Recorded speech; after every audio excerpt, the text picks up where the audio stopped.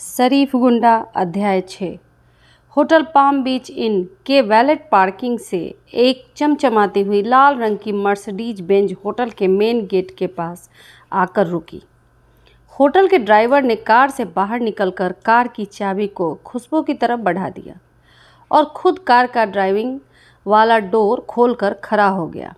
खुशबू ने चाबी अपने दाहिने हाथ में लिया और ड्राइविंग सीट पर बैठ गई। तब तक होटल के दूसरे कर्मचारी ने कार का पीछे का डोर और ड्राइविंग सीट के पास का डोर खोल दिया था। सामने की सीट पर नैसा विराजमान हो गई, जबकि पीछे की सीट पर गौरव और रचना।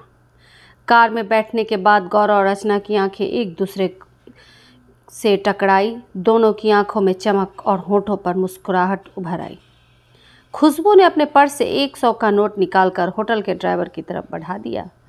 ड्राइवर ने नोट हाथ में लेने के बाद खुशबू के साइड का डोर बंद किया और अदब से बोला, थैंक यू मैम। मर्सिडीज धीरे से लहराते हुए आगे बढ़ गई। रोड पर ट्रैफिक का बोलबाला था। उस पर से कलंगुट की संकरी गलियों, जो कि मर्सिडीज के हिसाब से छोटी पड़ रही थी। कार में सन्नाटा छाया हुआ था। हालांकि कभी कभी गौरव लेफ्ट और राइट बोलते हुए खुशबू को रास्ते की जानकारी दे रहा था। तकरीबन 20 मिनट के ड्राइविंग के बाद मर्सिडीज एक जंगल नुमा पहाड़ी के चढ़ान पर रोड के साइड में बने एक पार्किंग में रुकी। सभी कार से बाहर निकले। गौरव खुशबू की तरफ बढ़ा और उसने कार की चाबी के लिए अपने हाथ आगे बढ़ा दिया। खुशबू ने चाबी गौरव को थमा दी बिना कोई सवाल किए। वाओ! तीनों सहेलियां एक साथ बोल पड़ी, ब्यूटीफुल, व्हाट ए सीन। एक तरफ ग्रीन पहाड़ी और दूसरी तरफ समुद्र में जाने का पानी का मार्ग। अद्भुत! खुशबू अपने आप को उस जगह की प्रशंसा करने से न रोक सकी। यहाँ से ऊपर जाने पर हम अंगू आदा फोर्ट पहुँच सकते हैं। वहाँ से गोवा का दृश्य बहुत ही प्यारा दिखता है। तुम लोग बोलो तो पहले वहाँ से ही आए, फिर बोट से समुद्र और मांडवी नदी की सैर करेंगे और डॉल्फिन देखने का भी मज़ा लेंगे।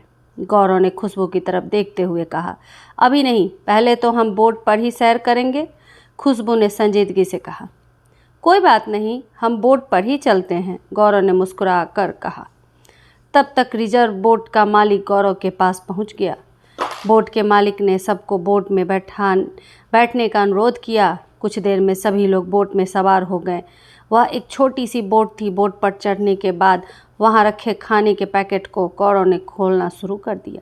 बोट का मालिक बोट में लगे छोटे से सेट को स्टार्ट करने के बाद बोट को अपने आगे बढ़ाया। बोट में उन चारों के अलावा सिर्फ बोट का मालिक ही था, जो कि बोट की दिशा को कंट्रोल कर रहा था और सबको गोवा के सुंदर दृश्यों के बारे में बता रहा था। सब लोग खाते हुए बोट के मालिक की बातों को ध्यान से सुन रहे थे। तकरीबन 15 मिनट के बाद जब सब लोग खाने से फ्री हुए, तब तक बोट हिचकोले खाते हुए 2 पहाड़ों के बीच में समुद्र के बीचों बीच पहुंच चुकी थी, जहां मांडवी नदी और समुद्र एक दूसरे में समा रहे थे। Oh my God! तीनों लड़कियां एक साथ चीख पड़ी जब बोट समुद्र की लहरों पर एक जोरदार हिचकोले खाई। तीनों जल्दी से बोट में बैठ गईं और बोट के किनारे को अपने दोनों हाथों से मजबूती से पकड़ लिया। मैडम, आप लोग बीच में आकर बैठ जाइए, आज समुद्र में लहरें ज़्यादा उफान पर हैं, बोट के मालिक ने तीनों लड़कियों की तरफ मुखातिब होते हुए कहा। नैसा और रचना तो बोट के बीच में आ गईं, लेकिन खुशबू बोट के आगे वाले किनारे की तरफ पहुंचकर बैठ गई। जब जब बोट लहरों से टकराती, समुद्र का नमकीन पानी बोट की तरफ उछलता और खुशबू के चेहरे से टकराते हुए शरीर के कई भागों को भिगो जाता।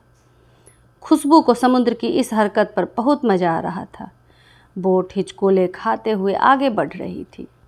आसपास भी बहुत सारी छोटी और बड़ी बोट इधर उधर हिचकोले खाती हुई घूम रही थी। खुशबू, तुम भी इधर आ जाओ, नैसा ने डरते हुए खुशबू से कहा। डरो मत, तुम भी यहाँ आ जाओ, बहुत मज़ा आ रहा है, खुशबू अपने दाहिने हाथ से भींगा चेहरा पोंछती हुई बोली। उसका चेहरा अभी अभी आई हुई लहरों से भीगा था। नैसा ने नहीं, मैं सिर हिला दिया। खुशबू अपनी मस्ती में व्यस्त हो गई, जबकि नैसा उसे निहारने में। रचना धीरे से गौरव की तरफ बढ़ी और फुसफुसाई, दिस इज़ राइट टाइम। गौरव ने बोट के मालिक की तरफ देखा और धीरे से हाँ में गर्दन हिला दिया। तभी अचानक बोट की स्पीड को बोट के मालिक ने बढ़ा दिया और उसने बोट के स्टीयरिंग को अचानक दाईं तरफ मोड़ दिया। यह वही पल था जब समुद्र की लहरें बोट से टकराई थीं। बोट ने लगभग 5 फीट ऊपर को उछाल लिया और लगभग 90 डिग्री के एंगल बनाते हुए एक तरफ झुक गई।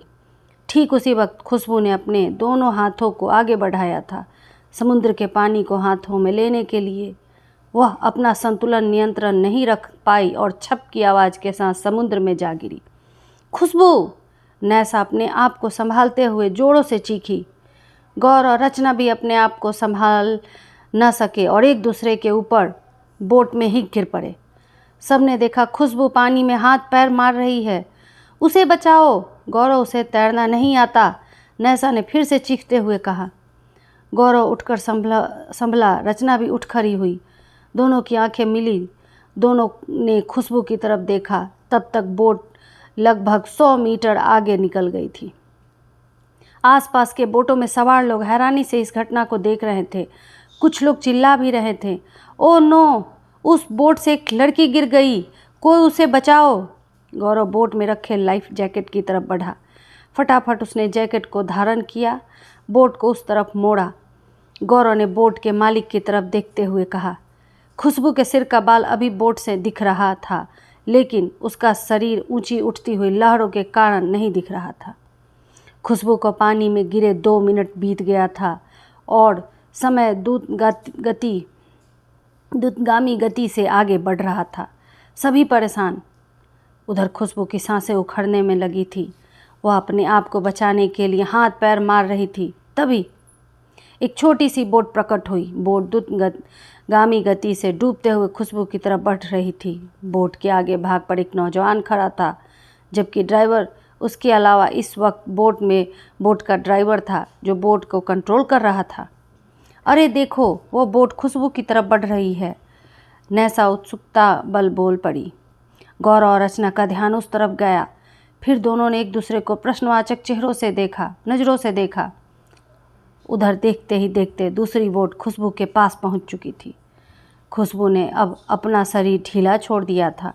शायद उसके शरीर की लड़ने की क्षमता खत्म हो गई थी। अब लहरें उसको अपने हिसाब से उछाल रही थीं। लगता है मर गई।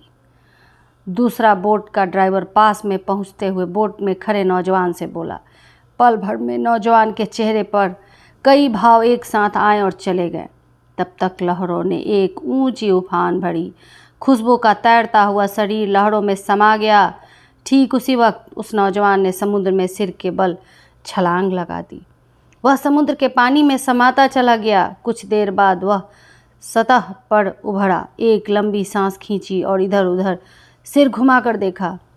खुशबू उसे कहीं दिखाई नहीं पड़ी। उसने फिर पानी में डुबकी लगा दी।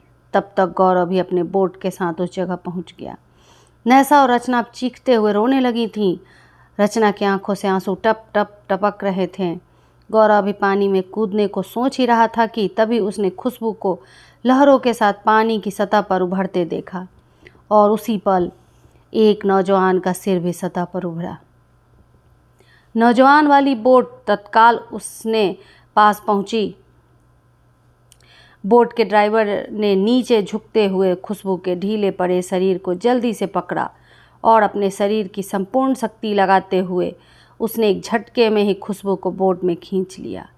वह अजनबी नौजवान फुर्ती के साथ बोट पर सवार हुआ और उसने खुशबू के दोनों गालों को थपथपाया। खुशबू ने कोई हरकत नहीं की। जल्दी किनारे की तरफ चलो, उस नौजवान ने बोट के ड्राइवर को निर्देश दिया। बोट का ड्राइवर अपनी ड्राइविंग सीट की तरफ भागा और देखते ही देखते बोट ने तेज गति के साथ किनारे की तरफ रुक कर लिया। गौरव, रचना और नैसा बोट को जाते हुए देखते रहे तब तक जब तक कि बोट उनकी आंखों से ओझल नहीं हो गई। धन्यवाद।